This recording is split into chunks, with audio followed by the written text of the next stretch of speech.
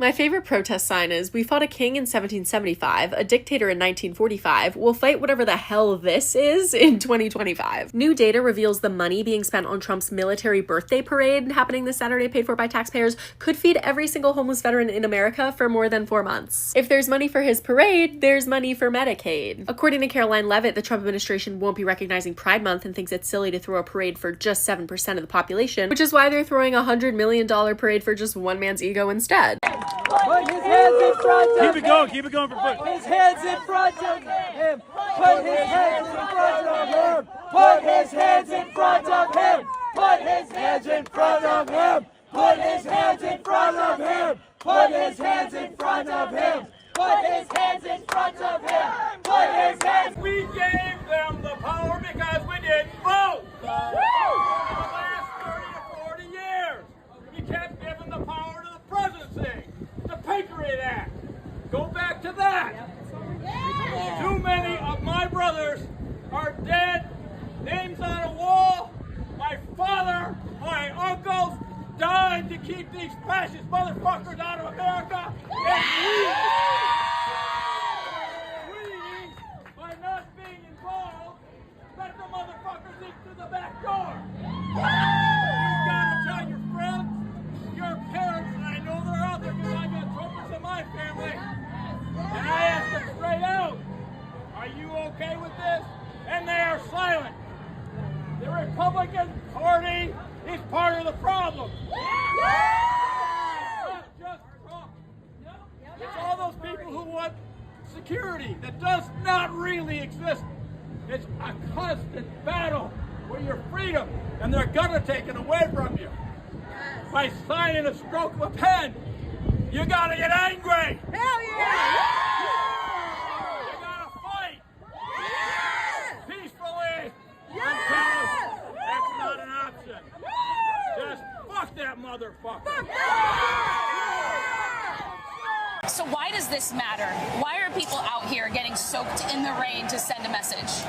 Because we see our democracy is in real trouble. We see a president who has made himself a king and dictator, and we don't see an opposition that's powerful enough to stand up against the trampling of our rights and the trampling of the Constitution that's happening every single day with executive orders, with the refusal to obey court orders, kidnapping of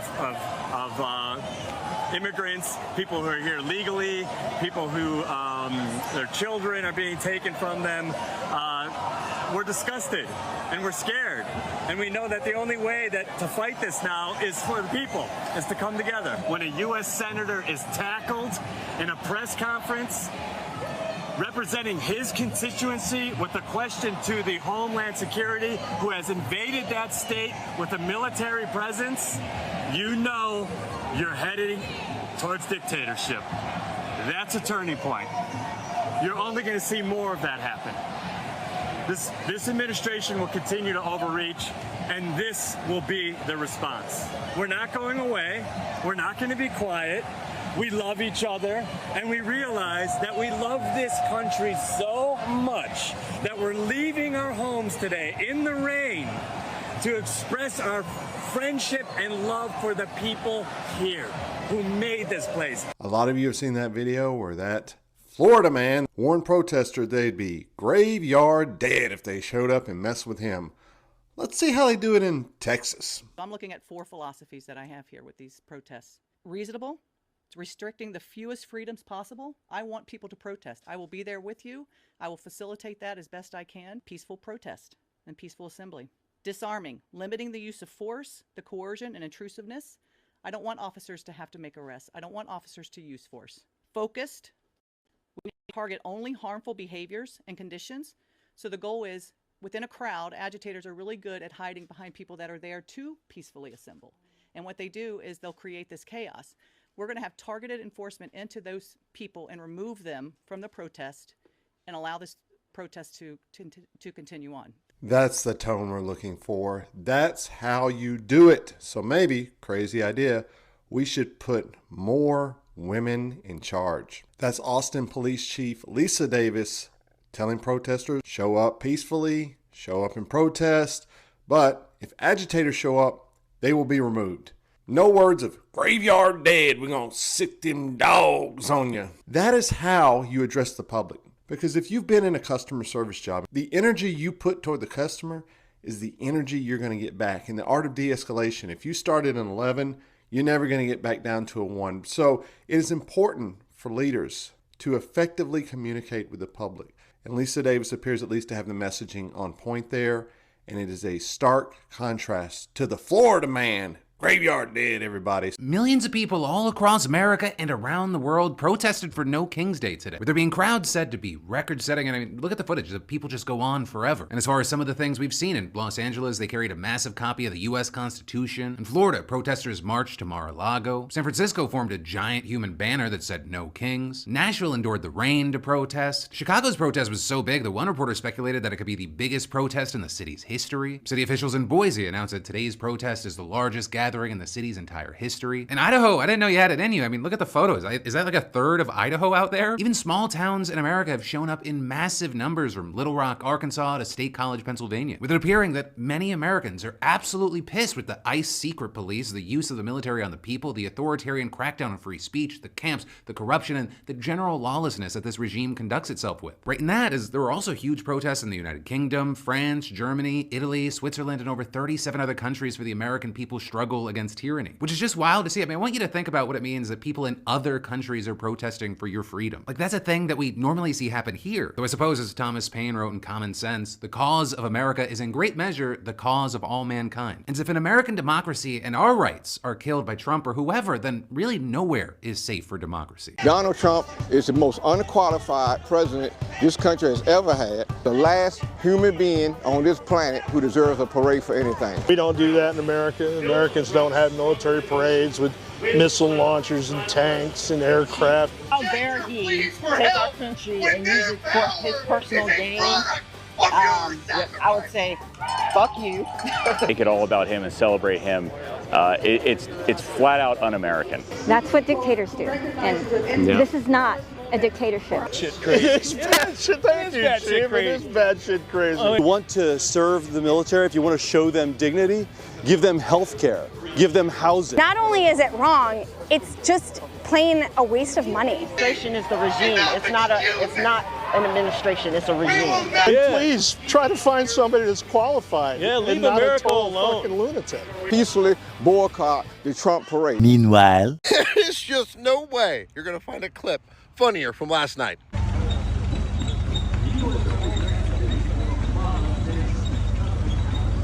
So he wanted this military parade on his birthday to look strong, like China and Russia and all the other good dictators. That's what he got. I'm dying on the Trump parade. This is so funny. Like, there's no one there. No one came to his birthday party. You guys, that's exactly the reason why you don't do military parade in a democratic countries. That was pretty embarrassing, you guys. Like, come on, man.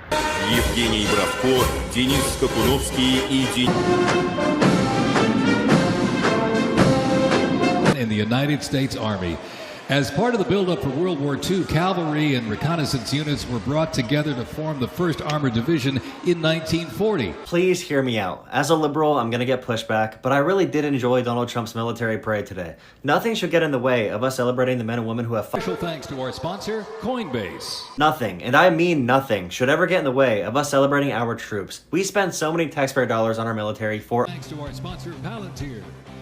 No matter what your job is, if you're a combat engineer, medic, U.S. infantryman. Our president, Donald J. Trump, woke up with energy and power after his Pookie Bear Putin sent him a birthday message. Nothing, and I mean nothing, was going to stop our president after that. We're going to have this parade, rain or shine. Donald Trump's team said 250,000 people were in attendance. 250,000, where were they hiding? You silly goose, there is no hiding when you're sponsored by Palantir. It sucks when no one shows up for your birthday. You buy all this pizza, you spend a few $100 million of taxpayer dollars to make our troops do a little dance for you. You know, people just don't show up sometimes, and it feels bad, Donald Trump. And I really hope you saw that we are not North Korea. We are not Russia. Our troops are trained to do actual jobs, not to just march all pretty like they do for their dictators. You are not going to be a dictator, and that's the point of the No Kings protest today, which really just made your event look so pathetic. Shout out to the military. Don't like this guy. He's not your friend. Don't like him. I know you don't. Don't follow him. I can't personally confirm or deny the rumor floating around that the military personnel involved in today's parade were paid actors or not. But what I can tell you, as a veteran, the first thing I noticed was the marching. That was not marching. I don't think I've ever seen marching that bad. Even the kids in basic had it together better than that. Before you come for me and say, leave our boys alone, I'm one of them. I'm one of us. Those are also my brothers and sisters. But here's my theory. Was this their own personal way of protesting? It makes you wonder. It makes one wonder, seriously. Now, what I would love is if anyone that was involved in today's parade confirm for me. Are you real? Were you paid? Were you protesting? My name is Paul Cruz. I was a sergeant first class in the U.S. Army. I served on active duty from 2004 until 2012. I served in the U.S. Army Reserves from 2012 until 2021. I was an intelligence analyst, tactical information operations planner, and instructor. I'm asking anyone who served, who raised their hands, to remember the oaths they took. I deployed to Iraq in 2008 and 2009 with 3rd Brigade, 25th Infantry Division. I'm asking everyone out there who raised their hand to just think about what's going on. And you took an oath to the Constitution. Remember that you took an oath to the Constitution and not loyalty to one person, and that there are such things as unlawful orders. The Nuremberg trials, the defense, I was only following orders, wasn't good enough. Not good enough then, it's not good enough now. I'm just asking you to take it into consideration, and for everyone that's going to be out protesting, and No Kings protests or the veterans protests and ICE protests, doesn't matter. If you're out this weekend and you're in a major city and things are going on, be peaceful. Exercise your First Amendment rights. Those are protected. The right to assemble peaceably, without burning cars to the ground. And I know that the situation was exaggerated by the media and other factors. But we need to take into consideration that don't give them a reason. Tight, chill, bro. I'm trying to record. Just don't give them a reason, is what I'm saying. Don't give them a reason at all to, they're looking for one. Just don't give them what they want. Like, if everybody just, the soldiers that are going to be there and the Marines and even the cops, they're tired. They're going to be really irritable. They're not going to want, so just don't engage, try to help and be calm and soothe everything out. And I know that it's difficult, but we need to remember who the real enemy is. They've got everybody fighting over who's, immigrants, and blaming these people for taking their jobs and blaming everything on, visas and programs and, all our money is going overseas. No, your money's been going into the pockets of politicians. Your money's been going into the pockets of all of these billionaires. They've been making excuses. It's everyone else. Everyone else's fault. It's just them. Okay, were any of my fellow veterans out there caught off guard by just how shitty Trump's military parade looked? I don't know about the rest of you guys, but I was genuinely shocked. Now, don't get me wrong, the United States Army has plenty of problems, but Finding the pageantry and stagecraft necessary to pull off a tight public performance, not generally one of them. They pretty much nail that one every time. The presentation of the equipment was lackluster and uninspiring. The uniforms didn't look all that sharp. The marching was a horror story. Like, they're just walking, nobody's in step. I couldn't believe what I was witnessing. I don't know, the entire thing just seemed tacky, cheap, and unprofessional to me, which is really funny when you consider the fact that they went out of their way to tell you that this was sponsored by random crypto scams. Special thanks to our sponsor, Coinbase. It's like a bad dream. To end on a good note, whenever I saw one of the Army marching bands, they looked pretty tight. They seemed squared away. And to end on an even better note, I love that the thing was sparsely attended. It couldn't happen to a better guy. See, they're going past Trump right here. Nobody's saluting. Weird. Right here's Trump.